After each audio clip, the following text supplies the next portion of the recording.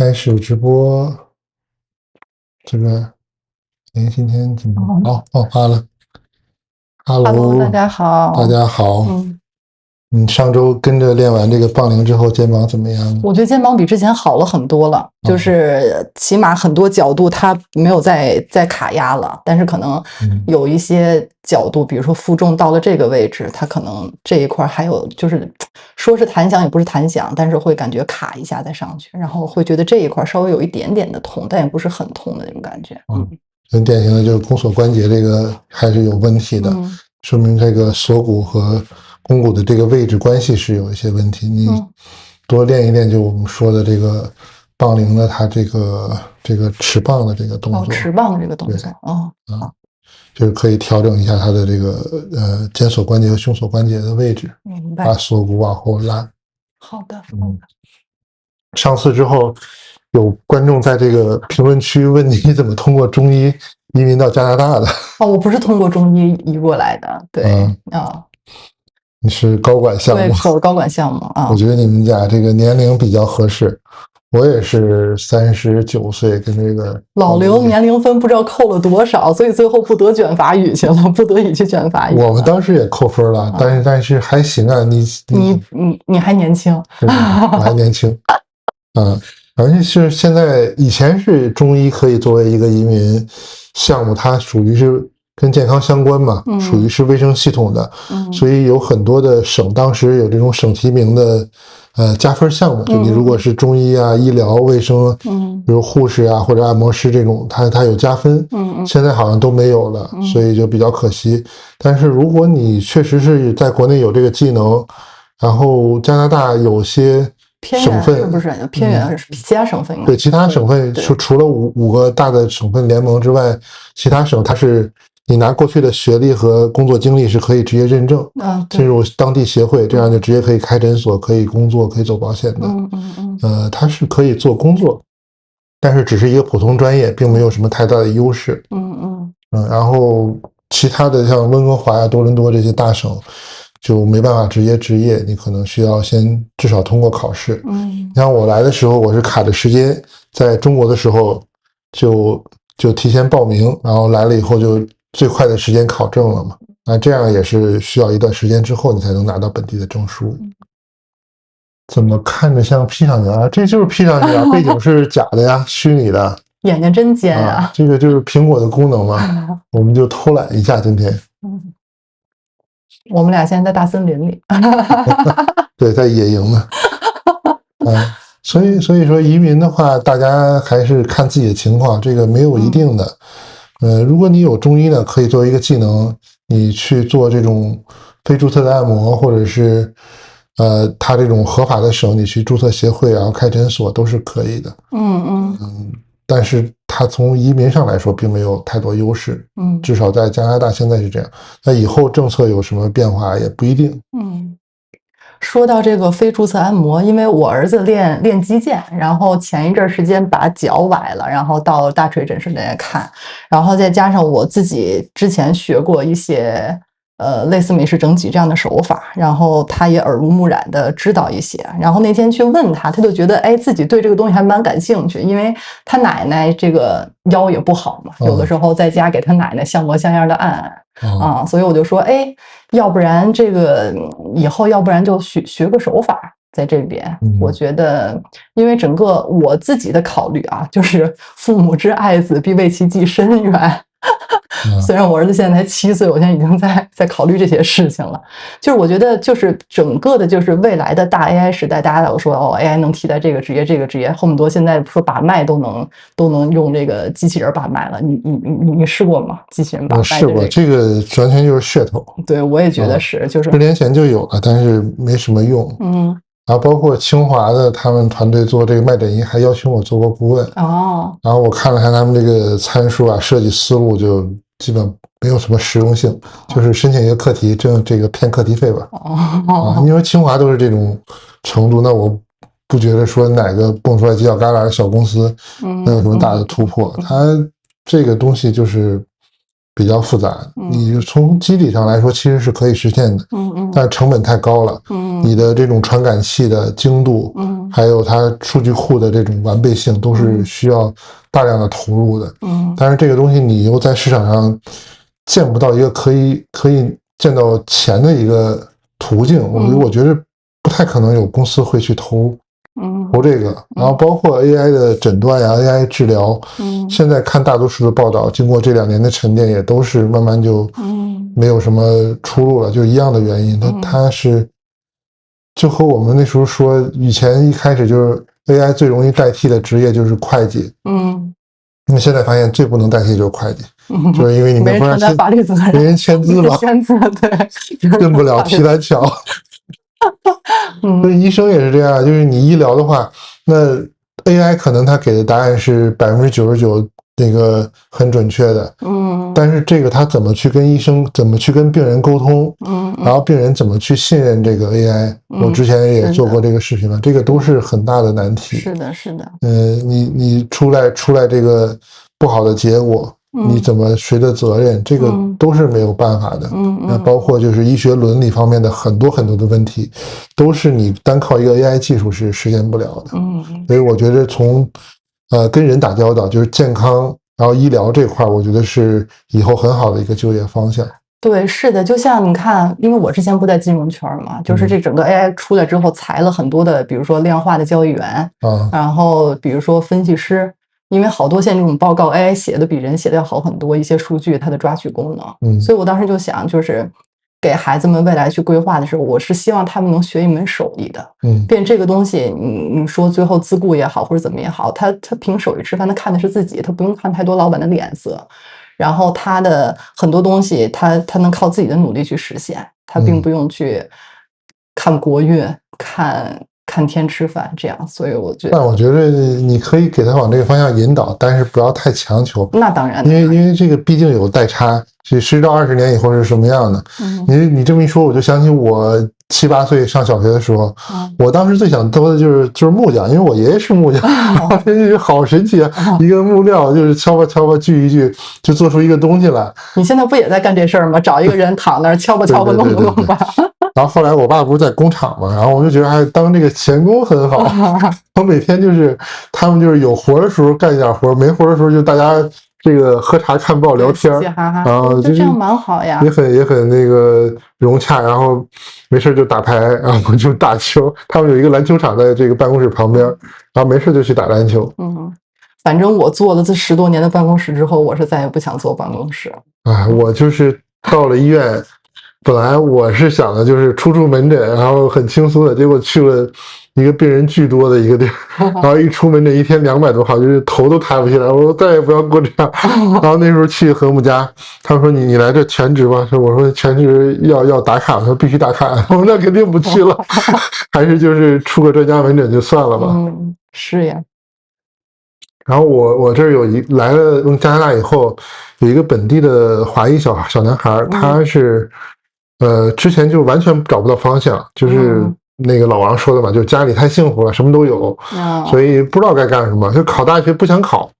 就他不是说不喜欢专业，他说大学就不想考，他说上大学没意思，然后就是天天他喜欢街舞，就天天和一帮小伙伴，他到处去跳街舞啊，参加各种比赛，然后高中毕业就什么学都不上了，然后父母怎么说没用，反正倒是家里也不缺钱。然后他就到处晃了，然后就是混了2、3年，可能没有那么多，可能1年多，然后就发现他跳街舞这些小伙伴跳着跳着，一个受伤，可能脚崴了呀、腰扭了或者脖子抻到了，就不能跳了，然后他又陪着这些朋友去找物理治疗啊、找针灸啊，各种治完以后，他就觉得这个工作太有意义了，真的是就是你本来就是从小就是爱好跳舞的嘛，他们，那你突然因为一个受伤，一下几个月不能跳了，那就是人特别沮丧。他说：“哎呀，能够治好，就是对人的帮助太大了。”是的。然后他就立志说我要学这个东西，然后他就先跟我这诊所待了大概2、3个月吧，那时候他住的离我很近，我就每天开车带他来诊所，然后他就在我诊所待1天，然后就是看，然后看这个病人，然后看了1个多月，他说：“哎，我一定要学这个东西，因为我看到太多病人真的就是很痛苦来，然后很开心的出去了。”对，我觉得这是一件非常有成就感的事情。他说：“你觉得能帮到人？”对。然后他就去报了本地的注册按摩师 RMT 的学校，然后拿高中成绩去考嘛。他母语的成绩也不错，英文也不错，所以就考。现在就是这么多年，2年多吧，就考下来了。现在就是自己在诊所里面工作，也都挺好的。我觉得也不一定就是说要什么从小啊，他感觉你可以让他有机会接触一下，但是等到他高中的时候啊，他可能他的对人生的认识啊，对事业认识，他会选择他觉得有意思的方向。是的。反正我就是看身边有一些就是家庭条件很好的出来的一些小朋友也好啊，或者稍微比我年纪差一点的，就是没有什么目标感，生活的目标感，因为什么都不缺，然后就会觉得，哎，这种就是治病救人啊，一个人因为什么样的问题来了，然后你把它医好了，就是这种公德心，我觉得还是蛮激励人的。是。哎呀，我们这个大学里面好多同学都是这种的就是你想想，我们2000年上大学嘛，那时候就有同学开跑车来上学了。这个就是家里，当时我们聊天嘛，他就说家里他父母对他的要求就是不要吸毒，然后不要赌博，别的随便玩。这个他后来这个学了医之后，我觉得也对他人生改变挺大的，确实是不一样。哎呀，那你准备让你儿子学什么专业呢？我觉得看他的成绩吧，然后其实我们也可以给大家梳理梳理，就是这些关于手法上的各式各样的职业，我们的这个学历有什么样的要求，未来的就业有什么样的要求？对。就是它是进可攻退可守的一个东西嘛，我觉得。好啊，这个各方面我还真的了解过，因为刚来的时候我也想过要不要转行，比如说再考一个其他专业的证书啊、学历。然后后来你也知道，我最近就是学这个整骨疗法嘛，然后进修了之后上了 college， 然后拿了本地的学历，现在也在忙这个协会注册的事情。如果注册完呢，我就是2个牌照，一个中医的注册中医师，然后还有就是一个这边叫手法整骨疗法治疗师，它区别就是它就是单纯用手，它不用器械，然后同时不是像这个 doctor， 不是像这个 OD 一样，它有这个诊断可以做手术这些，它就单纯是用手法。中国的国内呢，它都是没有完整引进的。我看国内的培训体系大多数都是整骨疗法里面的单一的体系，比如说这个肌筋膜疗法，或者说是颅底疗法，还有这种内脏筋膜疗法，它可能把一个单独疗法作为一个这种单独的培训课，然后有国内引进的，然后我看也有翻译的教材，但是其实差了很大一部分，就是它没有一个完整的体系，它没有了解它这个整体的理论在哪。这样呢，你只是学了一个技术，就可能对于有一些情况是比较好的，但有一些情况就可能不知道应该怎么分析，怎么选择技术了。那我完整学完这个整骨疗法以后呢，我就觉得特别适合你学过中医、认可中医这个理念的人来进修一下，因为他们的理念非常接近，都是一个整体观，然后都是认为你调整一个位置可以影响全身，而且它是整体评估、整体治疗，不是说单独看某一个组织，可以说它是比较传统的这种西方的治疗体系吧。那它跟我们中医的这种整骨啊、推拿呀的区别是什么呢？区别呢，这个我觉得可以用这个金庸武侠小说里面这个门派来对比。就是整体来说呢，因为现在这个历史发展，然后它的进程呢，现在整骨疗法虽然它还保留了它很多的坚持，但是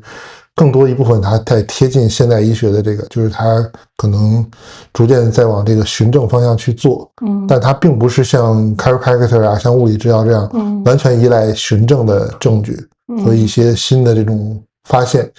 它可能更多的还是很重视这种医生和患者的交流，当然也是对手感的要求更高一点，然后同时也很重视全身的这种整体的筋膜的状态啊，然后内脏的状态、颅底的状态，中医呢，它也是门派更多嘛，我们可以说是它是金庸里面这个明教一样，因为你中国的中医这个历史发展时间比较长，然后它没有形成统一的流派，它是南方、北方啊，甚至不同的地域都有自己的流派。像安纯如，他是在河北安阳7世叶医，就是他已经7代了嘛，他差不多就是从明末一直到清代一直有传承的家族传承，然后他再加上这种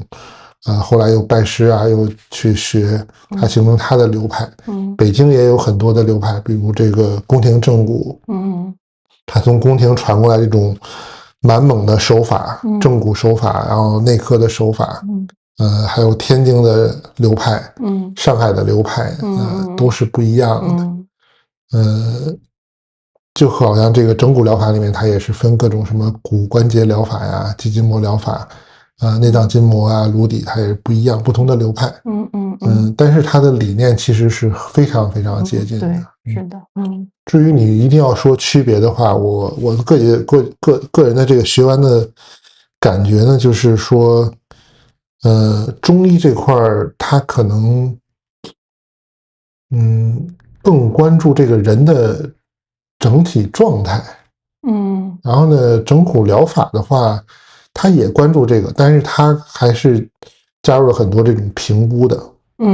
内容，所以它会有很多这种客观评估和主观的感受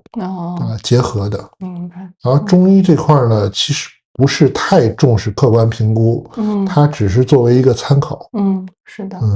这个也是个人选择不一样吧。就是我们看，就是有的中医流派它也是很重视这种客观检查，然后有的流派就更多重视就是你主观的医生的感受或者是病人的这种感受。明白。所以我觉得你学了中医，你再去学整骨疗法，应该是很容易理解、很容易接受的。好呢，期待再当段老师的学妹。欢迎。那说到这个整骨疗法的话，就是不同国家真的是区别很大。加拿大是属于比较传统的这个整骨疗法的保留，它和欧洲的这种整骨疗法，比如像英国、法国、德国这个体系是比较接近的，就是他们可能更多就完全用手，然后我们来通过检查、通过评估治疗跟患者的这种互动。它有很多是要这个患者主动去操作，就是等于医生只是一个引导更多一些。然后美国这边呢，就是和这个整骨疗法的创始人的理念就是稍微走一点分岔。就是这个创始人这个活着的时候呢，是坚决反对说，就是整骨疗法的医生你去用这个药物，还有用这个器械。但是后来他一去世之后呢，美国那边因为种种原因吧，反正就是他就逐渐就融入到这个主流的医疗体系里面。他就是 OD， 他也是和这个 MD 一样，就可以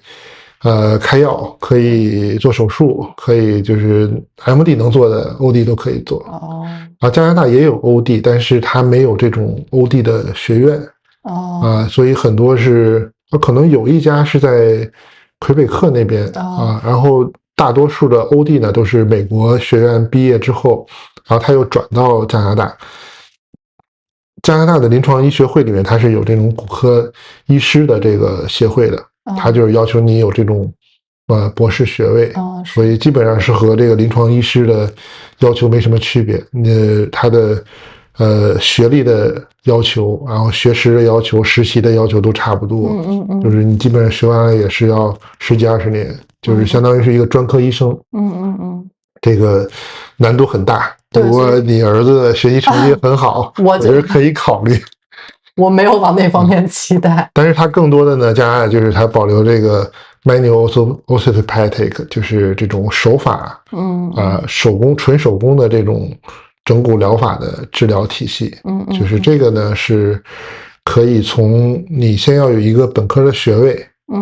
当然有的私立学校可能你高中毕业就可以，但是我看 BC 这边是不行，但是安省多伦多那边好像是拿高中学历是有的学校，私立学校是可以的。正常来说也是，就是你要有一个大学的学历，至少是大专3年或4年的学历，然后有这个英语的成绩，一般要6.5以上的雅思。然后当然各个学校不一样，然后拿这个去申请了之后 college 批准就可以去学。然后它又分2种，这个是根据 WHO 的要求，就是一种呢就是说我们之前它没有医学相关的这个教育背景，它是需要完整上4年到5年的这种本科教育，然后才能拿到这个学历，之后考试加入各个协会，然后从而成为这个职业的一员。另一种呢，它叫二类的话就是，你已经有一个健康相关的职业，比如说你已经是注册针灸师了，已经是注册中医师，或者说 RMT 注册按摩师，或者 chiropractor 啊，然后物理治疗师，甚至我们同学里面他们也有这种就是职业护士，就是他有这种本科学历的护士，也是认可的，因为他主要是要求你有医学相关的，比如说生理、病理、解剖，这些基础课程的学习单，就是成绩单和这个学习经历，然后他做了认证之后，就可以上这种2类课程。2类课程它通常就是1年半到2年，就时间短一半，就不用上基础课，直接上临床课，然后就可以很快的拿到证书。我上的就是后来的这种，因为拿我这个中医师的学历和这个证书。明白。中医师、针灸师可以吗？针灸师也可以的，所以你这个针灸师的这个毕业之后，你就可以报名，继续进修。明白。那所以整个这个职业路径里面最难的、最不太那个要吃天赋的就是骨科医生这一挂的，然后下一档基本上就是物理治疗师。这个你看难度是怎么说？如果说是这个学习途径的话，可能就是物理治疗师。如果是说这个学习成本的话，可能这个 chiropractor 就是美式整脊的这个成本更高一点。因为加拿大只有1个学校还是2个学校有这个 chiropractor，剩下就是你也要去美国学，就等于跟那个整骨疗法的这个临床医师是一样的。那美国的话，这种就是公立学校很少，只是私立学校。私立学校它是要求是5年，没有太短的，以前有短的。你像20-30年前，我听这个老一辈，比如那个张晓东博士，还有这个关大夫，他们那个时候就是也是有像整骨疗法这样，就是你之前有这个医学背景，你上个2年3年的进修就可以拿到 chiropractor。现在就没有这种了，现在就都是要求非常严，你要有这种本科教育背景之后，然后从零开始5年，他们从解剖基础课到临床之后要上5年完整的课程，最后会给你发一个博士学位。所以说他那个 doctor 不是医生，然后他就只是一个学位博士的意思。好处呢是他们这个课是有完整的商业培训的，就是他会教你这个怎么运营自己的诊所。大家好，赶上直播了。他的 chiropractor 他现在就是可以看到市场上非常的多，而且很多都很成功。像美国一些大的 chiropractor 诊所、个人诊所，它有的都是年收入上千万的。这个也跟最近10年这种网红化效应有关系。以前我们认识 chiropractor 美式整脊的这种治疗师啊，他们更多的还是注重技术，然后个人诊所他会每天算一下自己能治多少病人，然后还是很严谨的吧，就是一个人手艺活。但是大概10年前左右，我就发现一个趋势，就是网络上大量的这种就是听响的视频，就是所谓的整骨嘛，但是所谓的正骨，但是其实他这个 chiropractor 协会和他们的学院是非常反对说你管他们叫做正骨的。因为他们是最早的时候呢，这个专业和整骨疗法基本是同时代创立。然后他们就是为了区分这个整骨，区分以前的那种所谓的 bone setting，就是这种纯手法，就是掰骨头的这种整骨师的区别，所以他们才专门起了名字叫 chiropractor。他们更多的就是针对这个神经系统，所以就是主要是针对脊柱这块多一点。然后他们是认为很多疾病是和这个脊神经有关，通过调整这种脊神经还有脊椎的关节半脱位，可以治疗全身的疾病。这也是他们和整骨疗法的一个重大区别。整骨疗法更多是注重这个循环系统，还有全身的系统。循环系统、淋巴系统啊、脑脊液的流动啊，它是综合考虑的，它不是单考虑神经系统。甚至是他们有的时候是会刻意忽略一些神经系统。这个也是他们职业区别之一。然后，但是现在这个就是网红化经营之后，你包括还能看到那个东南亚的网红，当然他自己叫跌打了，就是直接拿嘴配音。当然大家在网上看的视频，大多数声音其实都是后期配音加工的。你真实的我们有这种实际诊所治疗经验啊，或者你被治疗过都知道，那个声音其实很小，没有那么大。大多数就是因为通过这个身体的内部传导嘛，所以患者本人他可以听得到，好多是站在他旁边的人都听不到的。当然通过特殊的收音是可以把这个声音放大的。到网络上就是变成一个表演了。他就和这种治疗有些背道而驰。因为正经的这个 chiropractor 他们也是不追求这个声音的。他不管是哪个流派，美国的 chiropractor 也好，加拿大的 chiropractor 也好，他们其实学术派的哈，还是更多的是注重这个疾病本身，怎么把这个病调好。并不是说为了追求这个声音，或者为了追求患者这种惊讶的反应。这个声音其实在真正的治疗中，它也不是每一次都会出来的，对吧？这个声音的你如果刻意想要让它声音，它是有很多技巧可以让它发声音的。但是这个声音和疗效没关系，和我们治疗的目的也没关系。这个声音是关节囊的气泡吗？chiropractor 的官方认为是关节内的气泡音或者是关节滑动这种筋膜和肌腱摩擦的声音。但是具体的声音来源现在没有循证的证据证明一定是这样，因为太多了。你不同的关节、不同的位置、不同的方法，它的声音是不一样的。你有的人就是更容易出声音，有的人就是相对难一点，他身体的状态啊、疾病的状态、操作手法因素很多，所以没有一个固定的说法。但是大家如果是去看病也好，是去给别人治病也好，一定要知道我们不是追求这个声音。对，是的。这个是 chiropractor。还有一个比较有意思的历史小趣闻，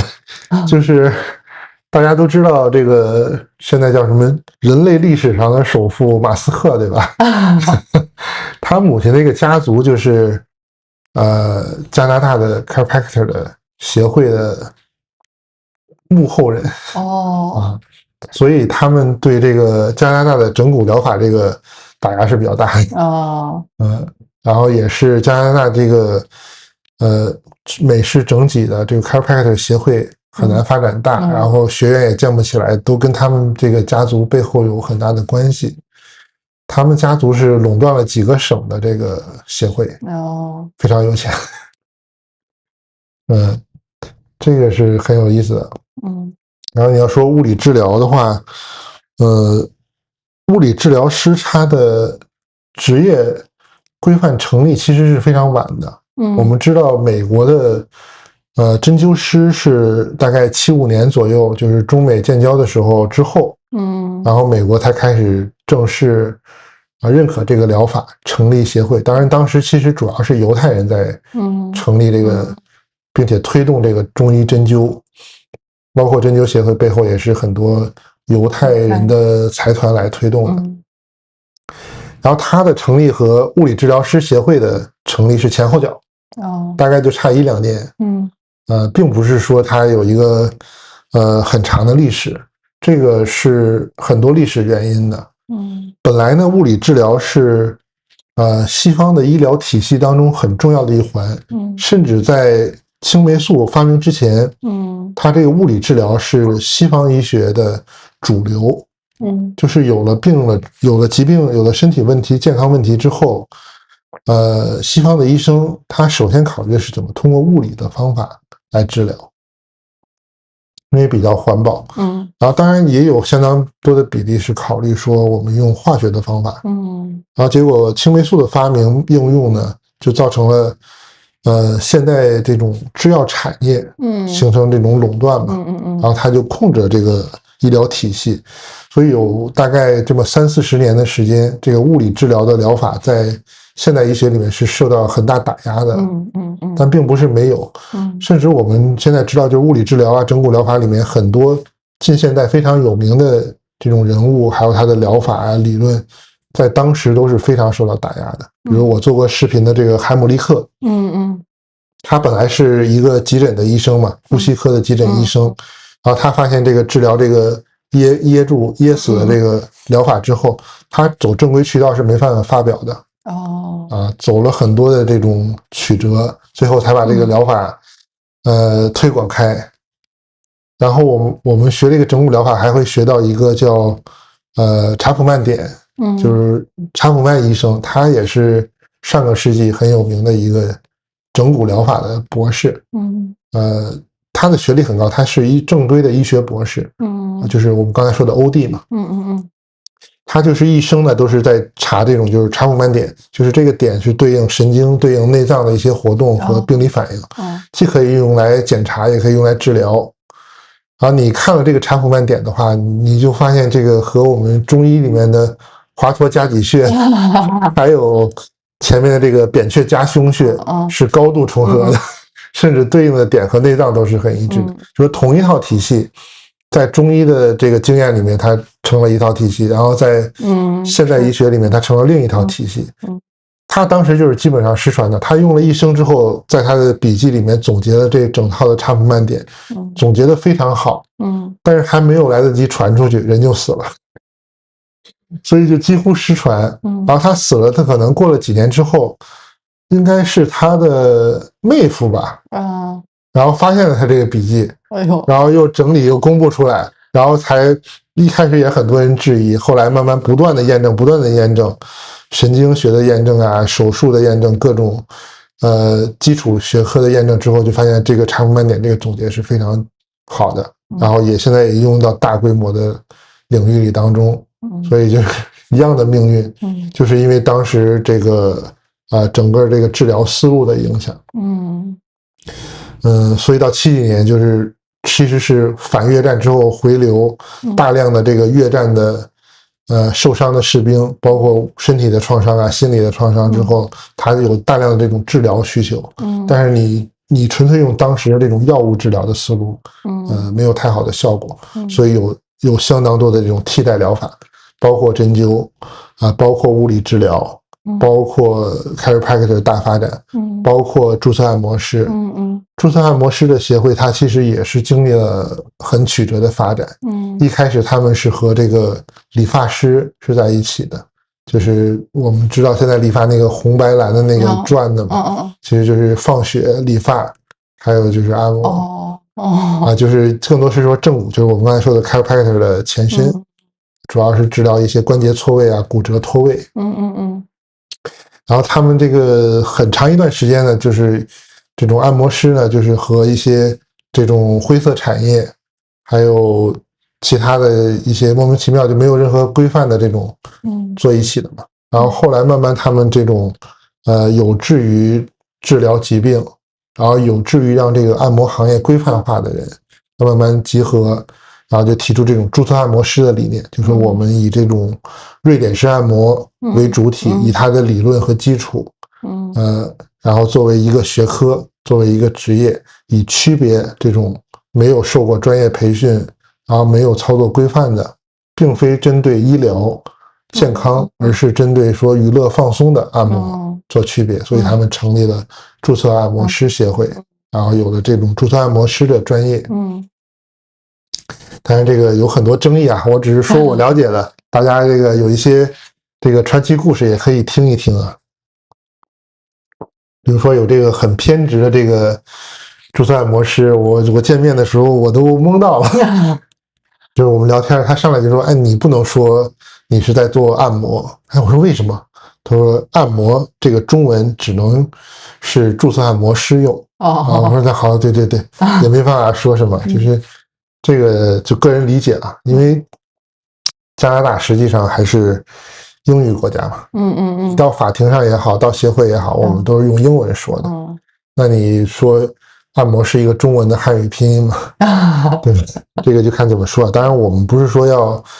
争取什么权利啊或什么，就是客观事实就是这样。就是那你是注册按摩师，那我们中医做按摩做推拿，我们不是按你的体系，我们不说你的名称，这个是加拿大允许的规则。你来的时候我也跟你说过，就加拿大有非注册按摩嘛，对吧？中医的推拿，你像不同的省要求不一样。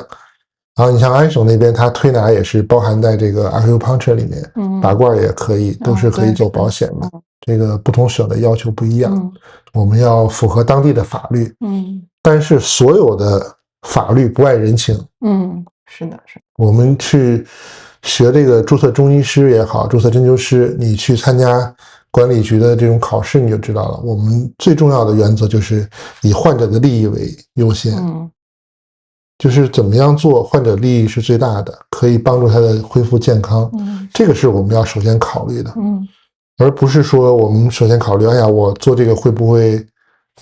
有一点擦边，有一点违规啊，会不会引起他的这个一些法律纠纷啊？那你如果这么考虑的话，那你就违背了你的职业原则，违背了医学伦理。当然保护自己也很重要。所以要合规。这个呢也是现在一个很大的一个流行趋势，就是我们虽然说现在有很多健康相关的职业，但是现在有一个很大的趋势是各个职业都是希望说我们叫泛化，就是说物理治疗师他们也在开始做这种干针的培训。然后呢 RMT 呢他们以前是不用器械的，就是也是用手，当然他们主要针对软组织。为了和这个 chiropractor 区别，他们是不能让这种骨骼的声音发出来，就是不能有声音，骨骼的声音。然后不能有这种侵入性的治疗。然后不能用器械。所以比较经典的这种传统派的注册按摩师，他们是不拔罐、不刮痧，不做针灸，也不用各种理疗仪器的。但是现在的很多年轻的注册按摩师，他们也会去参加物理治疗师的培训。也会参加整骨疗法的一些专门技术的培训，甚至就是我知道有些这种注册按摩师的学校 RMT 的学校，不管是公立还是私立的，他都会开设一些整骨疗法的技术，然后物理治疗师的技术，比如说很著名的一种肌肉能量技术。肌肉能量技术是一个很典型的整骨疗法的技术。然后他也会教这种 PNF 呢就是和物理治疗师的一个发展出来的一个技术。他们的出发点不一样，所以这两个疗法看着很像，甚至让病人自己说他都感觉不出区别。但是我们去对比呢，就知道他的思路还有对疾病对人体的认知是不一样的。肌肉能量技术呢就更多是医生做一个引导，给患者一个阻力，然后让患者用最小的力量来对抗医生，就是你给一个让病人给你一个力，然后你是维持他一个静止不动的状态，保持一个等长收缩，然后10秒钟让他的这个拮抗肌和神经放松下来，达到治疗的效果，突破这种feather barrier， 就是他的这种活动障碍，活动受限。然后呢，物理治疗师他们这个 PNF 技术呢，就反过来，就是先要做到这种关节活动的极限，甚至超过它的活动范围，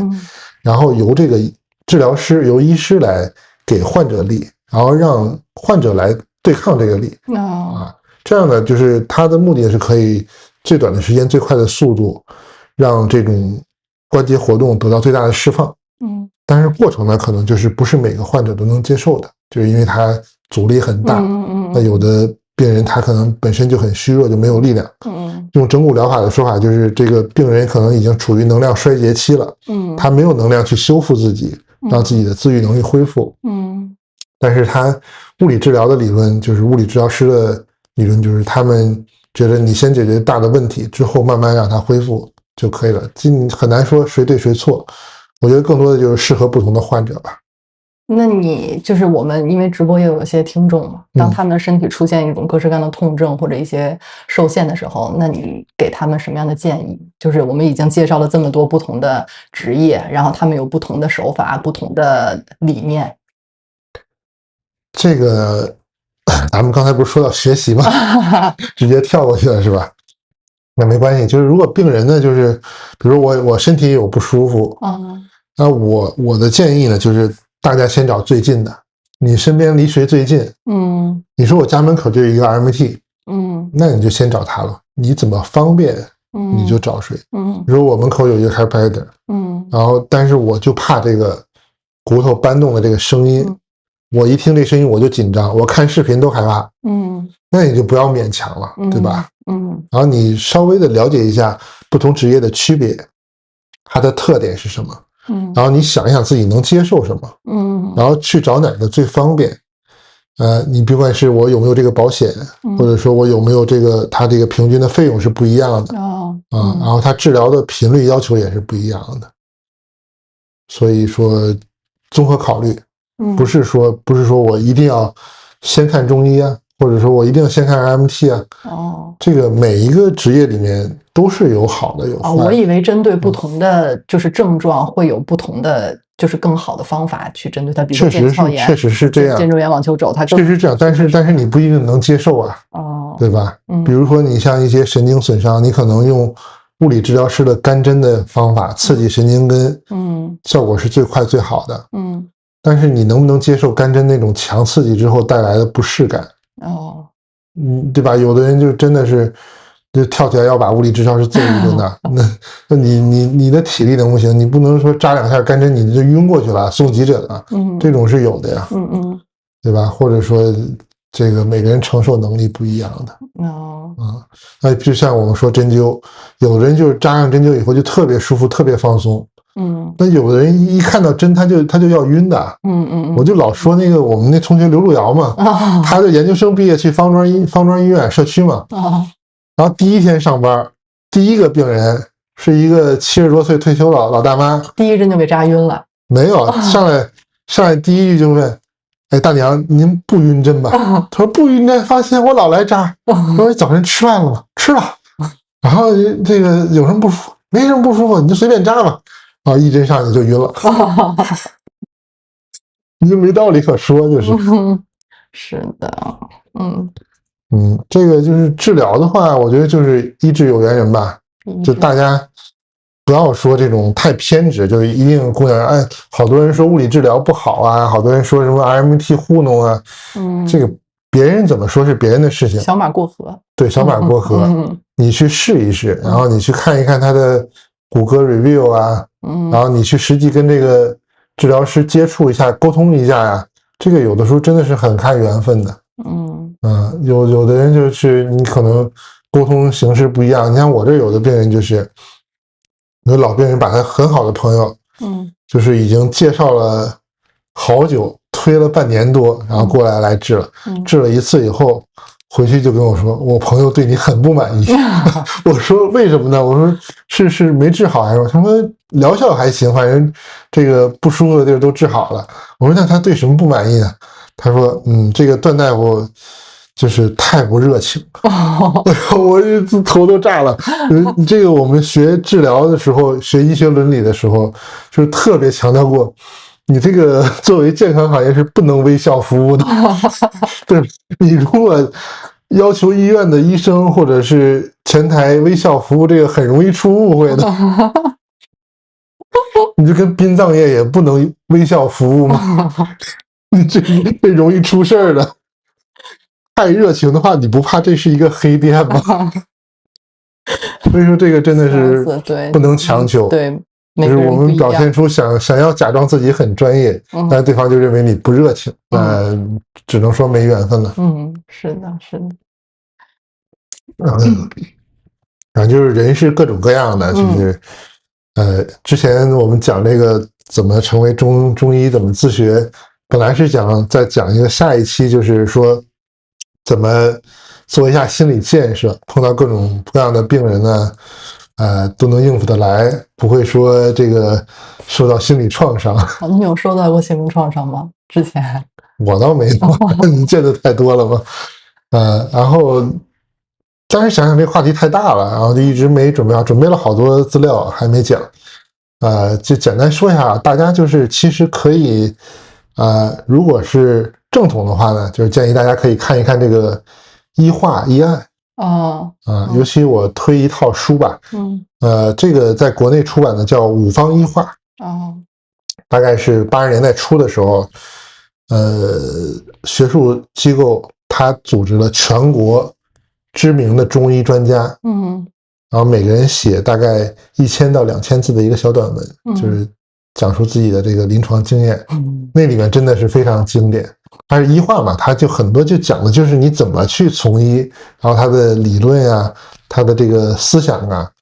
非常精辟，好多真的是短短1000字就是他一辈子的总结。5本书一共就是南方医话、北方医话、长江医话、黄河医话，还有燕山医话。你看完这5本之后，你就发现这个东南西北、长江、黄河不同流域的人习惯真的是不一样的，想法也是不一样的，对疾病的看法、对医生的态度，然后医患之间的沟通，这个都是完全不一样的，不是一定的。但是这套书真的是大家可以学医之余可以看一看。恨不得大夫都板着脸。对呀，这个是我们职业要求，你不敢随便这个微笑服务的，你乱笑的话，真是容易出事儿的。这个是，然后呢，如果是这个你觉得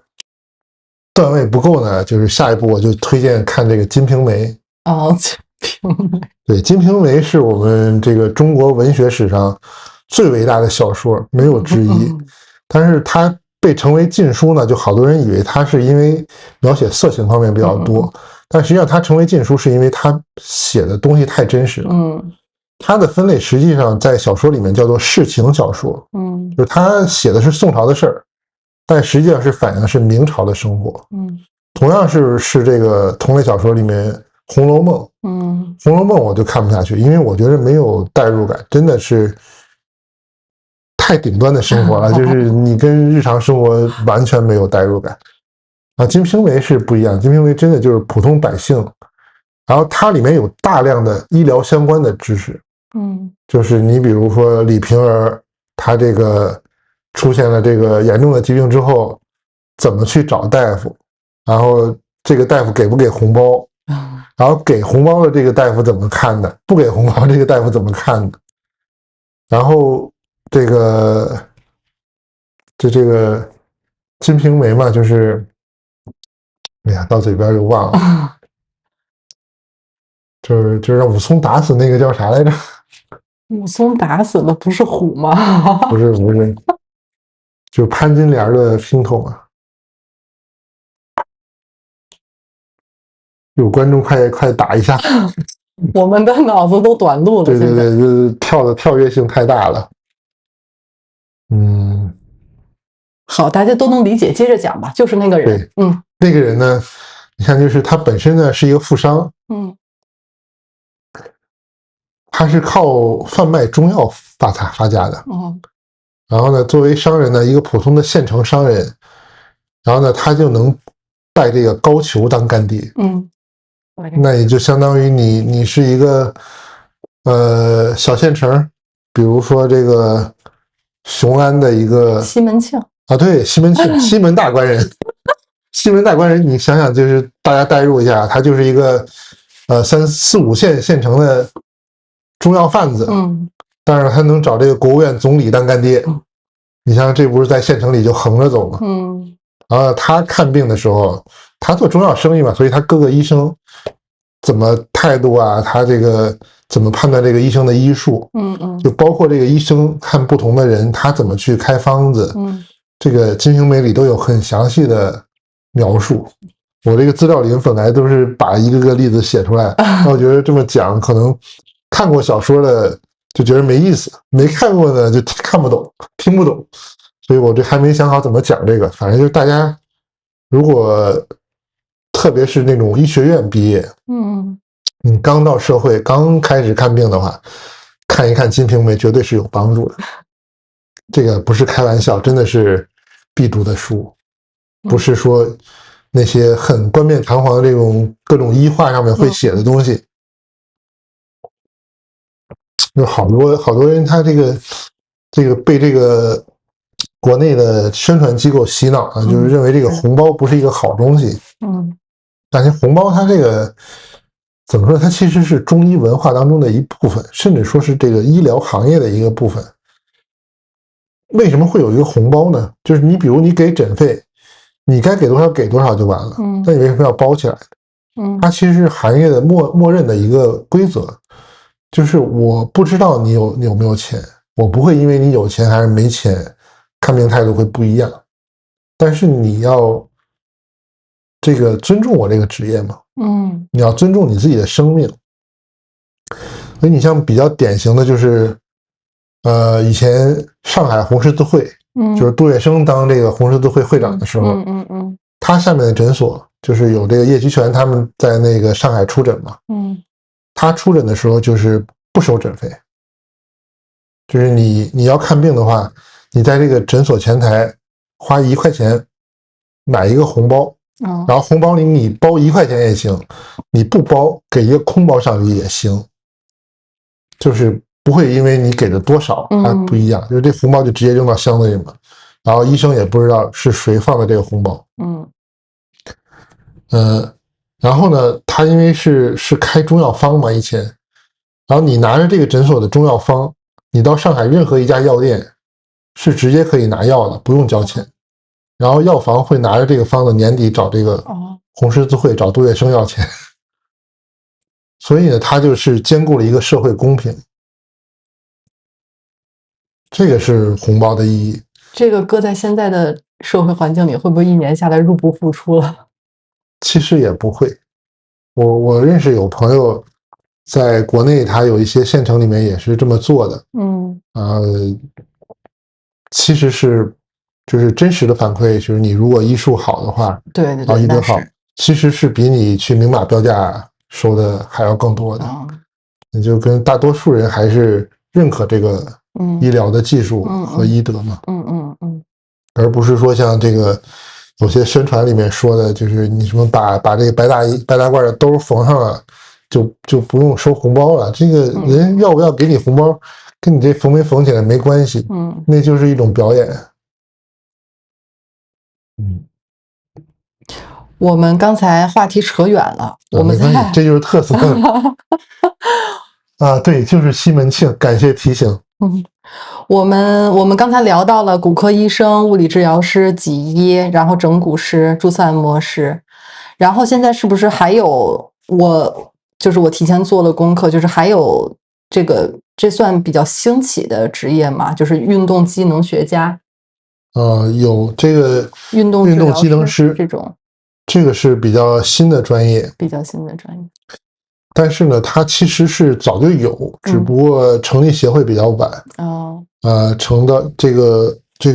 叫什么，受政府规管也比较晚。但是它的发展势头很猛，也是最近非常迅猛。因为这个社会需求非常多，它的理念非常好。它这个就是有点像那个关老师提出来，就是我们不是说为了这个病理嘛，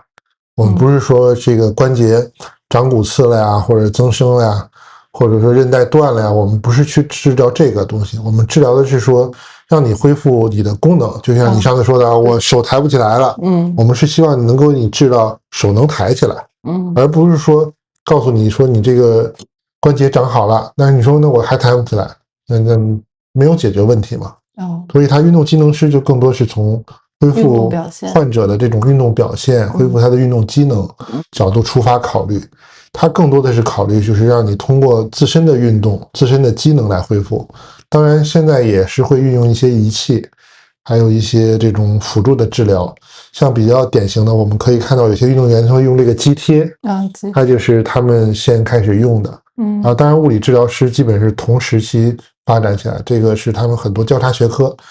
而且现在物理治疗师对这个专业非常认可，很多物理治疗师的这种硕士的学历呢，他们都是要求你先要有这种运动机能师的本科专业教育背景，他们会更容易录取，就是因为理念非常接近，都是从循证医学的角度考虑啊，从这种有这个证据来证明的疗法方法来去。段大夫，这有一个问题，所以他们更多的是通过手法去改善这些运动表现，还是更多的去给你开运动处方？运动处方，对，就是你说我肩膀抬不起来啊，然后他会分析你是肩关节的哪个3个面的哪个面运动受限，然后可能是哪里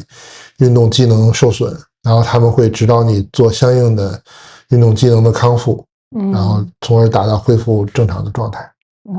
明白。理念很好，但是我觉得就是适应人群不一样，它比较适合那种有运动习惯，或者我们说直白一点，就是你是做过职业运动员的人，就是他应该是一个身体还比较健康，没有什么太大的问题，只是说去增强它，跟这个问题严重程度没关系，跟你对身体的控制能力有关系。就是这种职业运动员或者有运动习惯的人，他们这种运动处方的执行能力更强。但是如果一个普通人他从来不做运动的话，这个很多运动处方它是没有办法不打折扣的去执行的，所以相应的疗效就会很差。所以我们现在也看到，运动机能学虽然被认可作为这个 ICBC 车祸保险的一个认可的治疗，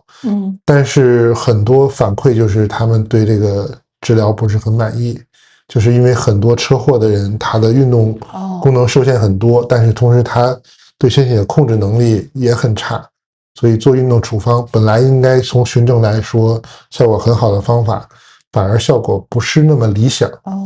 不是说一定啊，但是说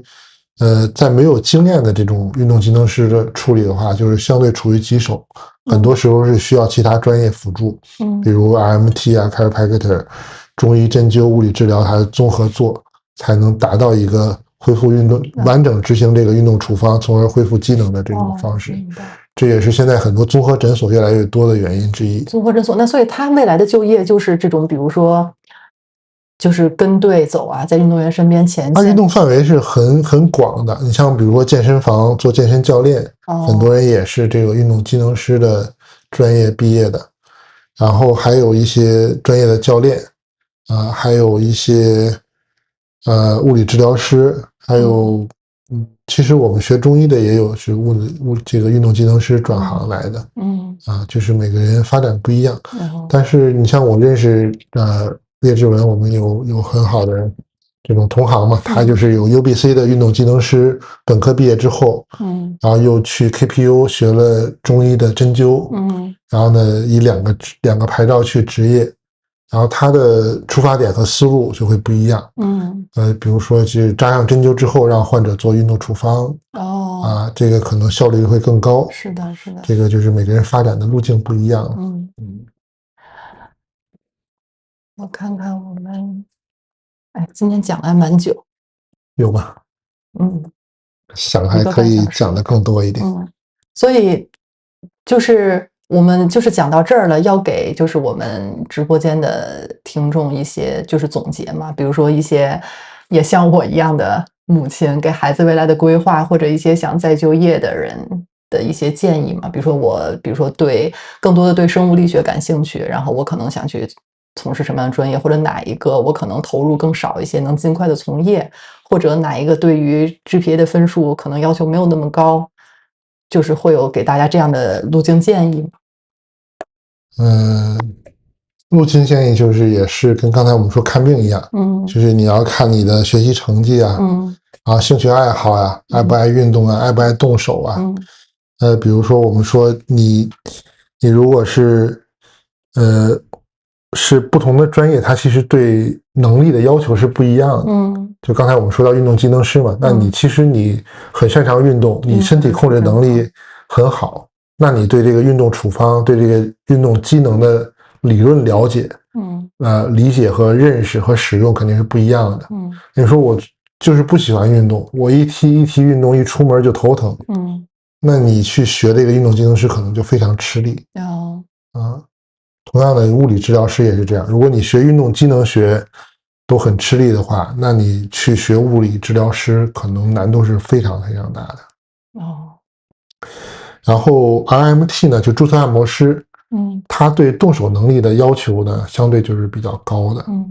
这是这几个职业里最费体力的工作。对，体力难度最大，因为他们的疗法呢，就要求是，发力技巧，还有他们这个操作流程，可能对手指、手腕、肩膀的要求比较高。很多人最后都是因为手腕、手指受伤或者肩膀受伤，最后不得不停止职业生涯，甚至改行的。比如我们去学这个整骨疗法，非常多的 RMT。他工作了5年、10年之后，他就寻求去转行做整骨疗法。就是因为他之前的工作模式可能没办法继续，或者说给身体带来了很多痛苦。然后他转成整骨疗法之后呢，我整骨疗法的手法就更温和，然后对触诊要求更高，但是对体力要求基本没有。所以很多整骨疗法的治疗师，他是可以干到70岁、80岁甚至更大年龄的。而且他的经验越多，他可能他的疗效更好，患者群也更多。所以整骨疗法呢，就和 RMT 正好是反过来。他对体力要求不高，但是他对你的感知要求更高。就是你对你的手感、对你的触感，还有对你的这个身体的敏感度，就可能更适合高敏感度的人去。那还真的蛮适合中医的针灸的去再转行再加一个。对，这样对你的自身的针灸脉诊也会是一个提高的。就是互补吧。所以我觉得你如果针灸能学好，你学整骨疗法也没问题。如果你整骨疗法能学好，你去学针灸学脉诊也没问题的。但如果你学针灸就觉得什么玩意儿根本学不明白，没有得气感，没有手下长按应急的感觉，你就不要考虑整骨疗法了。你会学了以后，你会骂娘的。然后至于说这个操作难度呢，就是或者说我们说这种发力方式呢，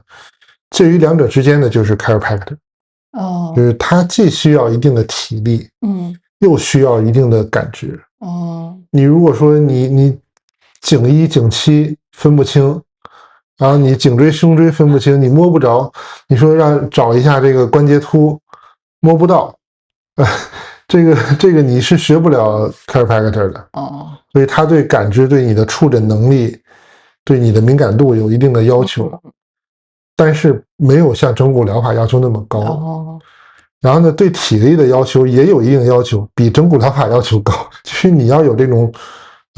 短程发力、瞬间闪动力的这种发力的能力。这个是整骨疗法不要求的。但是又不像 MT 那样需要大量的重复的发力，所以呢，它对体力相对要求低，但是对你这个发力能力是有一定的要求，所以它是介于两者之间。我个人认为啊，介于两者之间，但是它是一种特殊的能力，就真的是有的人能学会，有的人学起来就很吃力。简单来说呢，就是大家可以看自己的运动能力。就比如说我们说最简单的，打羽毛球，你能不能发好球，其实就是你能不能做好 chiropractor 的一个表现。就有的人真的是发不好球的，就是你说你准确要让他发到哪个点，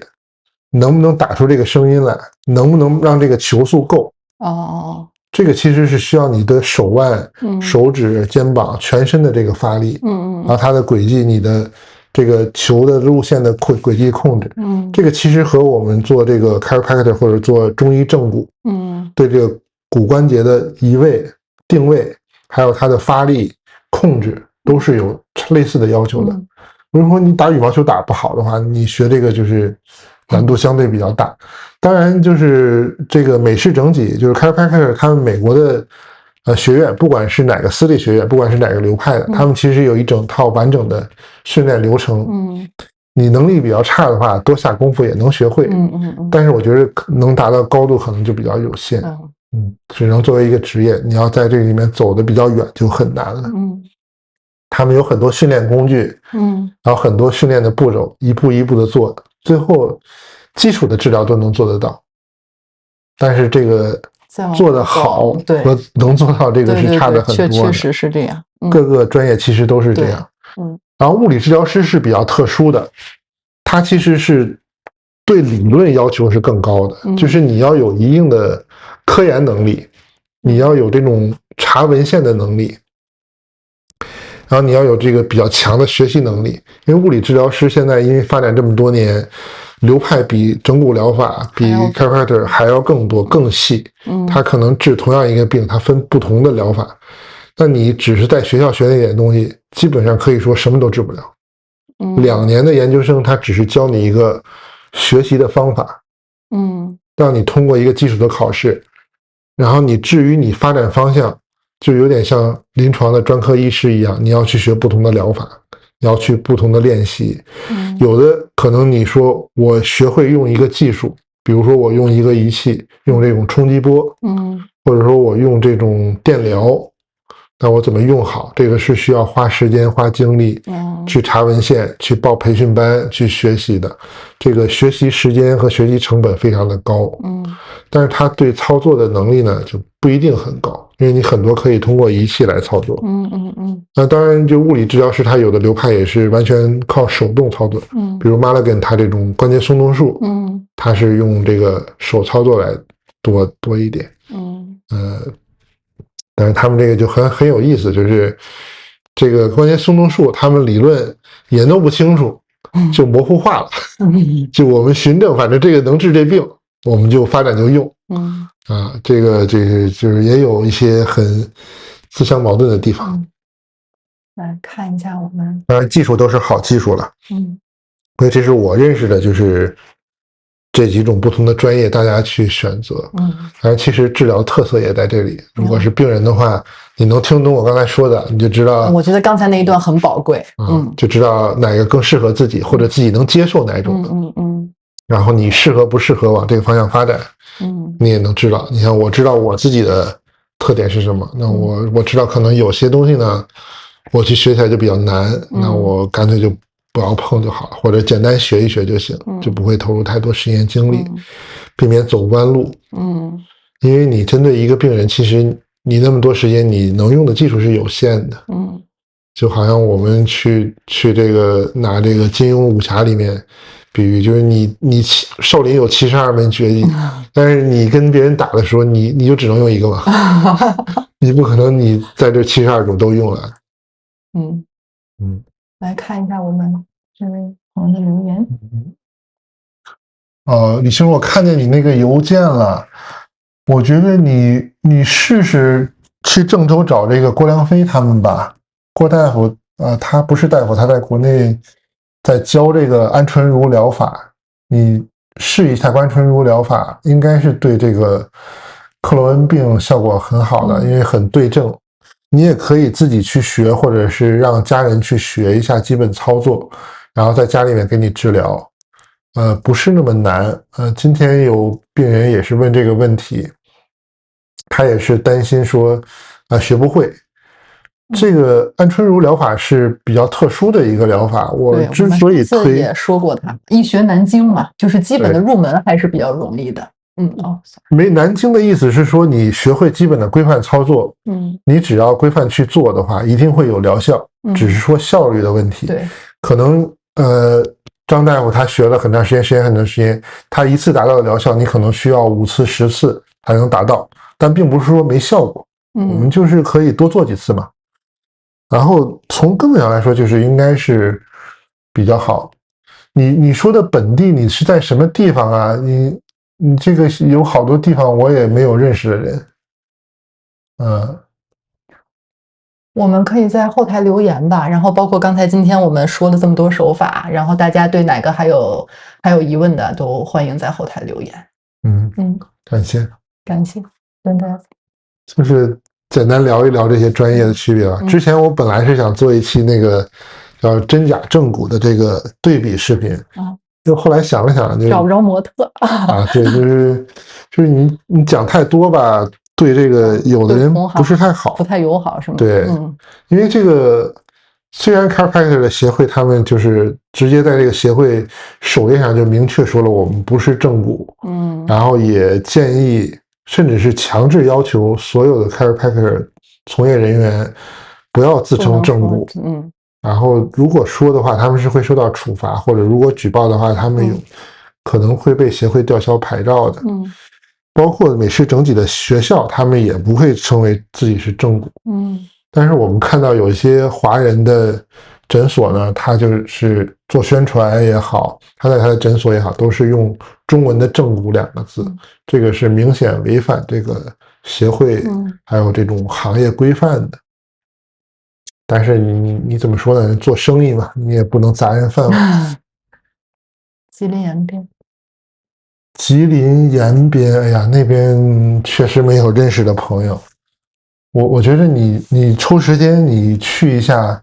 这个郑州吧，你抽个1、2周的时间，然后你去学一下，然后可以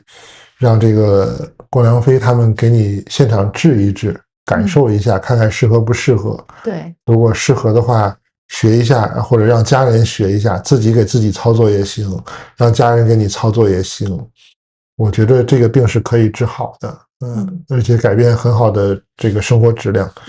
我们之前医院的院长的女儿，她是比你这个更严重。她是当时在德国留学，得那个克隆氏病，然后症状非常严重，就差点学业就没办法进行了。然后当时我们这个贾院长找了我们医院的几个大夫就会诊，最后还是治好了，就是也没有说用什么特殊的方法。对他来说，后来发现效果最好的就是艾灸。所以每个人不一样，每个人不一样，真的不一样。我觉得你先反省一下自己的生活方式、饮食的习惯，做个饮食日记。吉林延边那边，我大概知道，就是像朝鲜族的话，他们饮食相对单一。然后有些习惯呢，可能确实会影响这个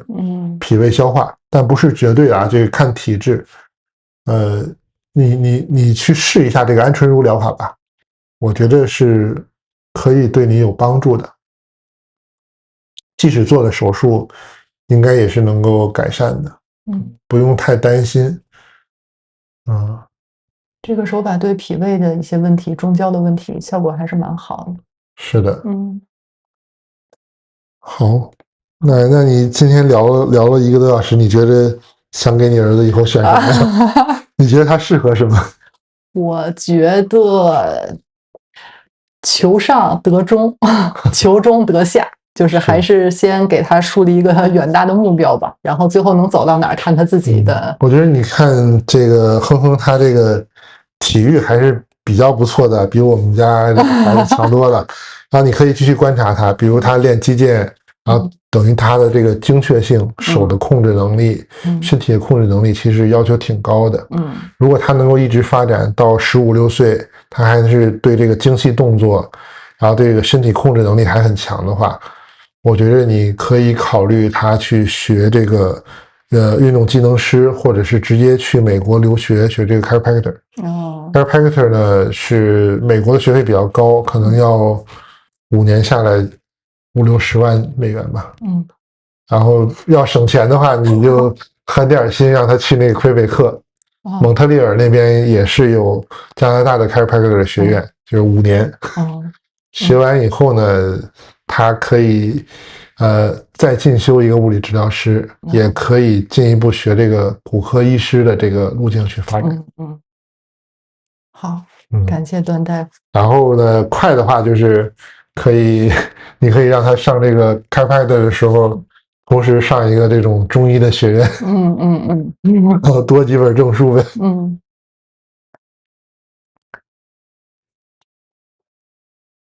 是东北饮食，有些不太符合这个现在的观念，它跟地域有关系。也不是说不均衡就不好，还是看个人体质，看个人的生活方式。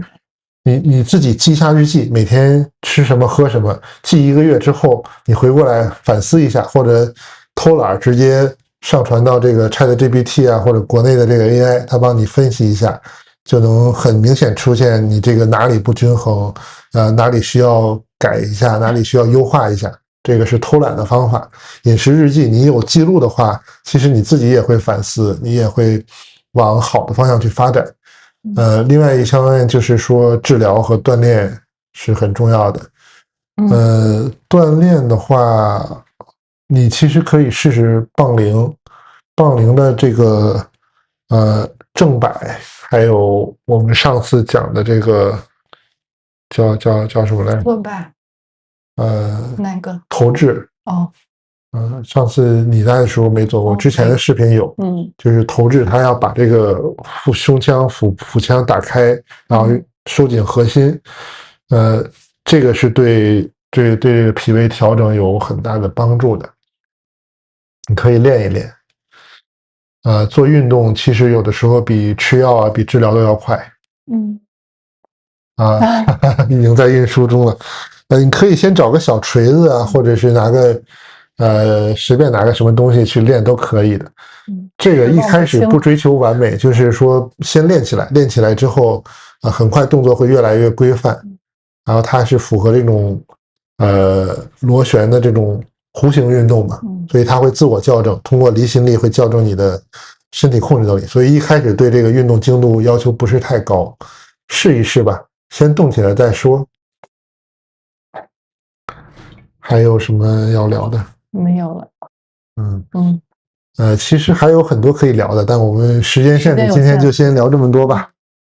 感谢大家捧场，今天直播就先到这里。好，谢谢大家。撒花儿。说一下，我们再继续通知一下，就是7月26号，我和张超伦、张大夫会在 KPU 的中医文化周上进行义诊，一整天，10点开始到下午6点。大家如果在列治文地区或者周边的，欢迎过来捧场啊。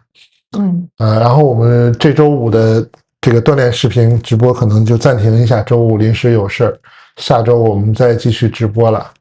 好，谢谢大家，结束直播。对。